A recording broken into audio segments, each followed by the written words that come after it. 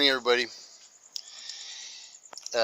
So this is the second video about civilization, evolution, and relativity, among other things. It's now become, it's kind of like, here's a perfect example of evolution. In the 1980s, if I smoked marijuana, which I did, I was a criminal.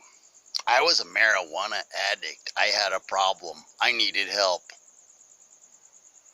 Really?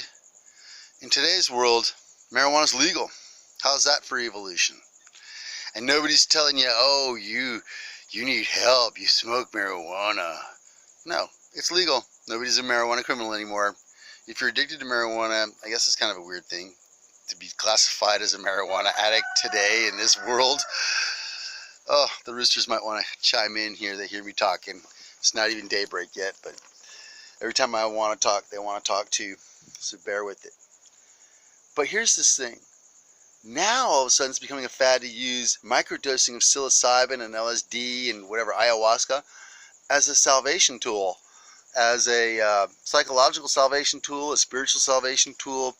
Wow, this is evolution, because, you know, I have people I used to know who are still in prison for making LSD back in the 80s. I'll probably never see them again. And like, they're criminals, they're crazy, they're supposedly, if you've taken LSD more than 7 times, according to the U.S. government, you are clinically crazy. You are legally declared insane. Why? Because somebody else didn't understand you? Because somebody else didn't understand what your experience in life might have been? So let me talk about this a little bit, because this is all tied in. What is the expectation that you have of reality? What is it you expect reality to be for you? What is it you expect, you know, your life to be? You hear these people say, oh, your life is what you make it, or whatever, right? But wait a minute. What is it you really expect from this reality? Think about it for a minute. If your expectations are that everything's going to stay the same, man, you're lost. Change is the only constant. And so we have to ask ourselves, are we going to be satisfied with that fact that civilization seems to be this thing where, well, the whole goal and purpose of civilization is to see if you can get a lot of money and go play golf at the end of your life while everybody else suffers? Amass power and huge amounts of money while everybody else is like living on potatoes and leeks? I mean, we have to reevaluate our whole society and the whole world and the whole civilization and the species as a whole. So let's just say, let's go back and talk about this for a second, about LSD and marijuana. Well, marijuana not so much. These things used to be so taboo, we couldn't even talk about them in a video. And if you did, you know, somebody would call your boss or your family, you'd be destroyed, your life would be ruined, and you wouldn't be able to go on. And in some cases that happened to me. My mom and my little brother, called some of my employers back in the 90s and told them that I was a pothead and I should get fired. And I did. I lost my jobs because of my little brother and my mom calling my boss. This is terrible stuff. My own family know. And but now, where are they at? Their minds are so closed. They're so full of crap. They're racists, most of them, bigots, and they discriminated against me my whole life for a choice that I decided to make for myself.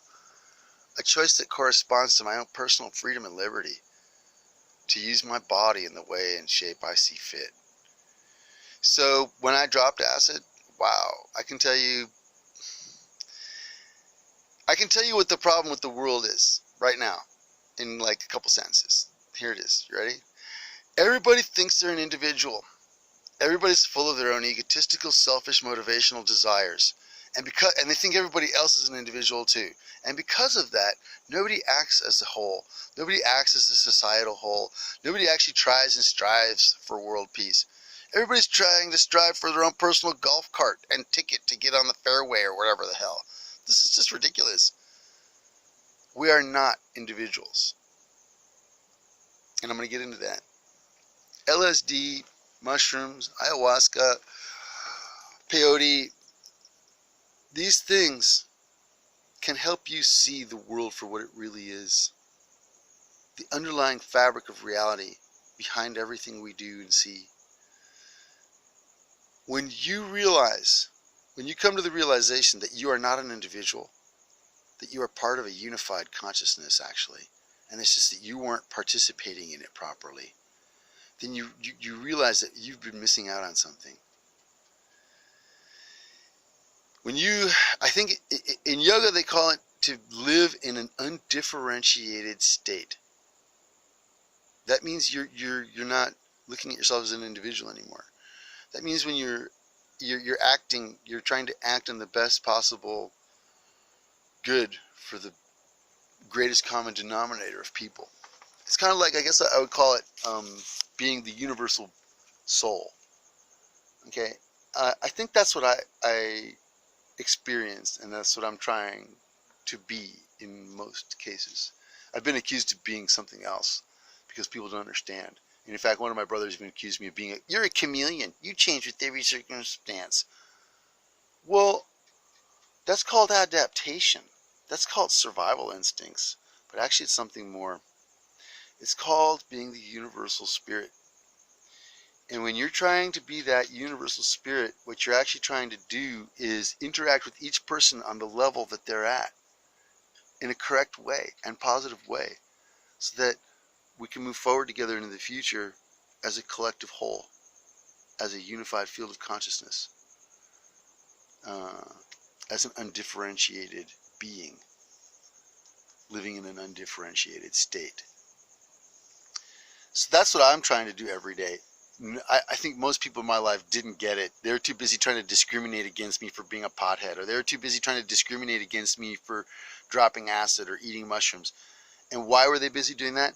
Because in the background of their discrimination was their greed and their anger and their hatred of me, of thinking that, oh, he doesn't deserve his money. Look at that. Oh man, we got to take his money away from him because he's and this and that and the other thing. And using their personal egotism, selfishness, and greed as the excuse for why they wanted to discriminate against me, which in really is just that they wanted my money, and they used whatever excuse they could in order to destroy me and invalidate me. And part of that process was that, oh, I was a drug addict, or I was a deadhead, or I was an acid head, or whatever the hell. As it turns out, dropping acid was probably one of the best things I could have ever done for myself. And it created an evolutionary situation like no other. Because my father dropped acid before me, and I'm not sure if my children have yet or not, but they should probably consider their choices wisely and maybe consult with me before they make any decisions. I don't know. Just a thought. So how does this help society and civilization evolve? Right now we've got so much hatred. We've got so much anxiety and depression going on. We've got so many people who are going around thinking that, oh, woe is me. I'm a poor little guy. What can I do? When actually they're not. They're part of a unified field of consciousness. And if they could just realize it and get together and drop all their egotism and drop all their selfish needs and just do the right thing for the collective whole, everything will work out. It's not like a fantastic idea that can't be achieved. It is only if you think it is. We'll go back to that thought. The reality is what you make it, right? So make a thought and move towards it. Here's a good example of evolution not happening. Let's say I smoke cigarettes. I smoke tobacco, which is bad, by the way. And tobacco has no good benefit for it, really. Well, you become addicted to tobacco and you go, oh yeah, I can't quit. It's too hard to quit. So you have this thought in your head, oh, I can't quit. And so you validate that thought. You move towards that thought in your mind. Why? Because it's your thought. You want to validate your thoughts. Your thoughts are important to you. And so what do? You go out and buy another pack and keep smoking. And every time, oh, I can't quit, you end up going and convincing yourself you need to go buy another pack. And so you move towards that thought. in your mind that you can't quit. And you prove it right by going and getting more.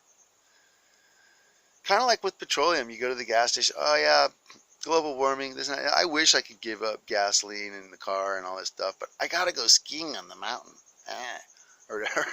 It's just like, give up those selfish motivational desires for a minute, that egotism, that you're important, and it doesn't matter what anybody else thinks, that you've got to burn gas all the way up to the mountain just so you can go up a little trolley ride and ski down it for 3 minutes and go, yeah, I did it. That's just ridiculous. And it's so much pomp and circumstance and egotism, all the money that's wasted into those sports activities. I mean, seriously, there's so many other things more worthwhile to do on the face of the earth than that, that people really need to rethink what they're doing. But getting back to this thought, you move towards what you think in your mind. So if you think you can't smoke, if you think that you can't give up smoking, you won't. You go out and buy another pack just to validate yourself. So what we need to do is grasp a good thought that's not about addiction and egotism and anger and selfishness.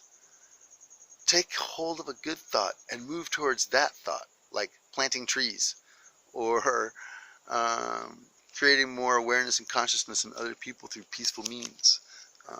There's so many other things out there that we need to focus on. We need to get past our problems and our addictions. And I think I'll get into that in the next video.